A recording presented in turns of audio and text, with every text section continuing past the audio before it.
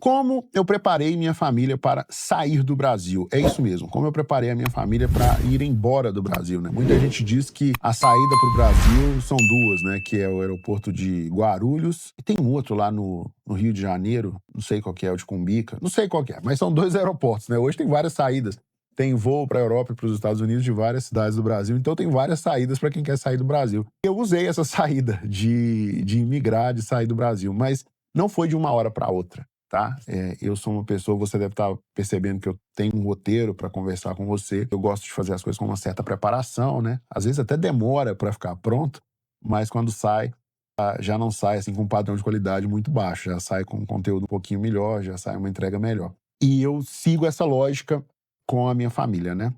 Então o que acontece? Hoje faz mais ou menos 2 anos que eu saí do Brasil, no momento que eu tô gravando esse vídeo, não sei quando que esse vídeo vai ao ar, que eu saí do Brasil e migrei com a minha família para a Europa, mais especificamente para Portugal. Mas não foi de uma vez, né? Para começar, a minha esposa e eu já tínhamos esse desejo de mudar do Brasil desde 2010, quando a gente morou juntos a primeira vez em Portugal. Eu fui para lá fazer um mestrado, ela foi fazer uma pós-graduação e a gente viveu em Lisboa durante 1 ano e um pouquinho. E nós tivemos a oportunidade de conhecer bastante Lisboa, né, as redondezas de Lisboa a gente visitou também. Passeamos um pouco por Portugal, não tanto quanto a gente tem passeado ultimamente.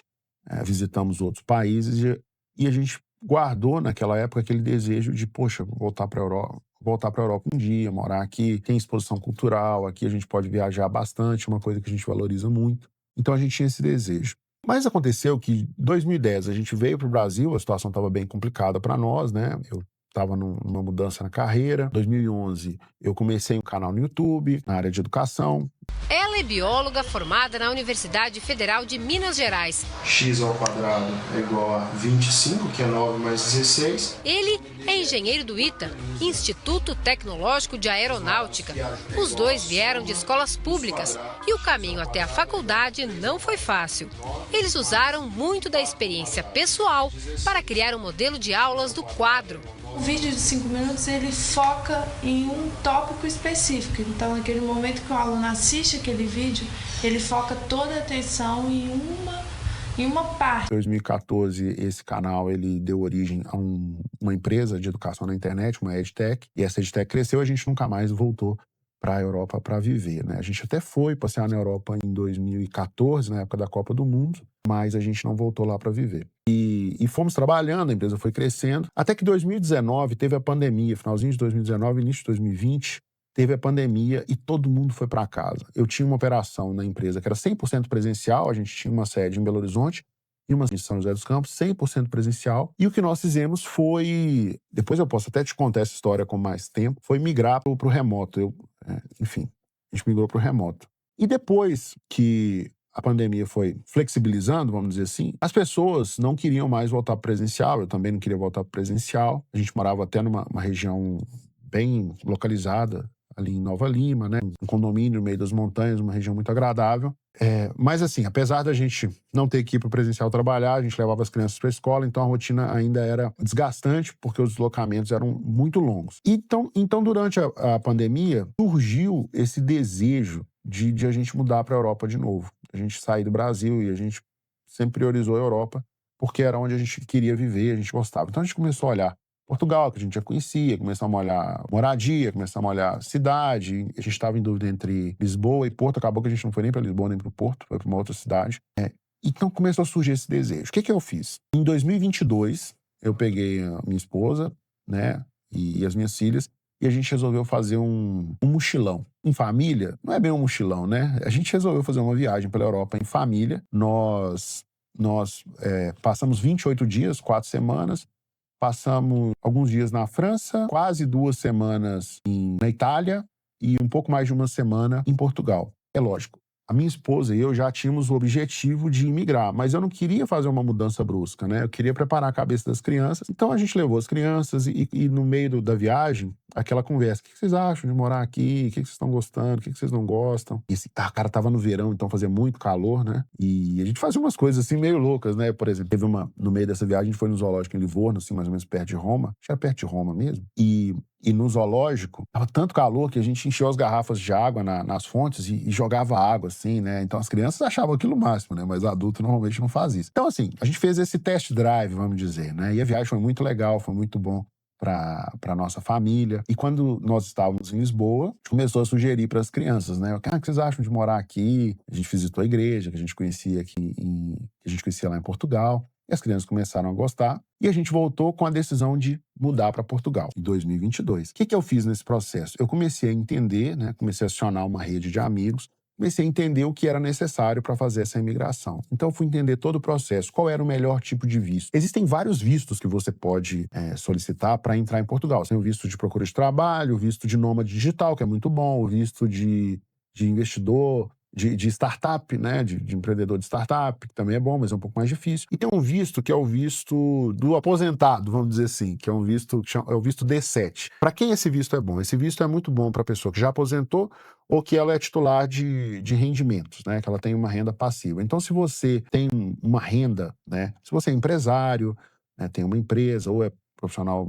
liberal, PJ, e tem um faturamento, recebe entre 20 e 25 mil por mês, já vale a pena você imigrar para Portugal se você quiser, e você pode usar esse visto D7 para imigrar ou também o visto de nômade digital. Então, eu fui estudando esse processo, descobri o passo a passo, descobri que o visto D7, era o melhor caminho. Conversei com alguns amigos que tinham imigrado para entender os detalhes, entender tudo que precisava ser feito.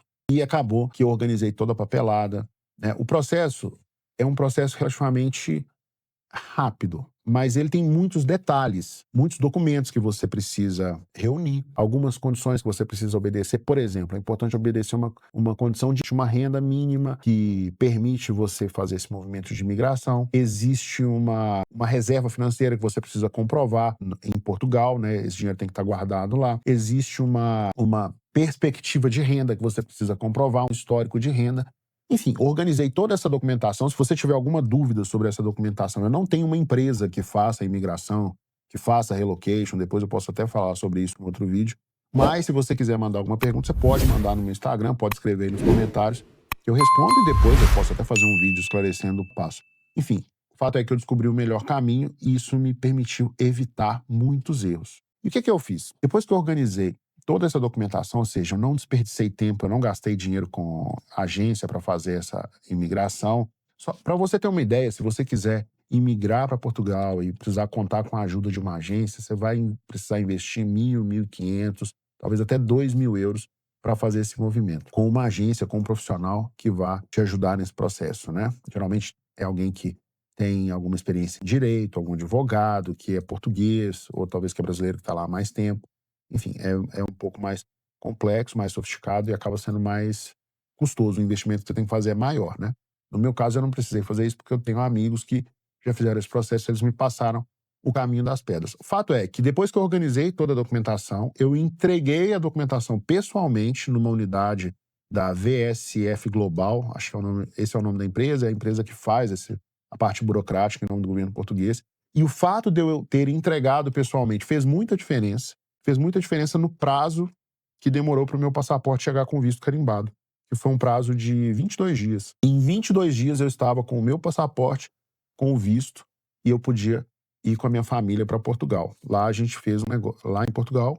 Hoje eu estou no Brasil gravando esse vídeo, mas eu moro lá. Provavelmente, quando você está vendo esse vídeo, eu já estou em Portugal. Então, lá em Portugal, eu fiz o reagrupamento familiar, que é um processo que hoje é lento. Tem muita gente saindo do Brasil e indo para Portugal, né? Depois eu posso até fazer um vídeo para te contar qual é esse perfil de brasileiro, quais são os perfis de brasileiros que imigram para Portugal. São dois perfis muito diferentes e muito interessantes. Eles têm uma característica em comum, mas são bem diferentes num primeiro momento. Então, depois que eu entrei com a papelada nessa agência, entre a agência embalar os meus documentos, enviar para o consulado analisar, enviar de volta para o correio, chegar na minha casa, foram 22 dias.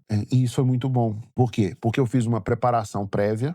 Não precisa ser de 1 ano e meio. Se você tiver um perfil mais planejador como o meu, talvez demore 1 ano e meio, mas não precisa ser esse tempo todo. Depois desse processo, eu estava lá com a minha família, aproveitando e, enfim, vivendo algumas coisas que eu tenho compartilhado com você aqui no YouTube e no Instagram, tá? Tá, se você tiver alguma pergunta sobre esse tema, você pode me mandar pelo Instagram, eu vou deixar o meu Instagram, você manda um direct, eu vou te responder. E também pode escrever nos comentários, de repente eu faço até um outro vídeo para responder sua pergunta, beleza? Um grande abraço e até o próximo vídeo.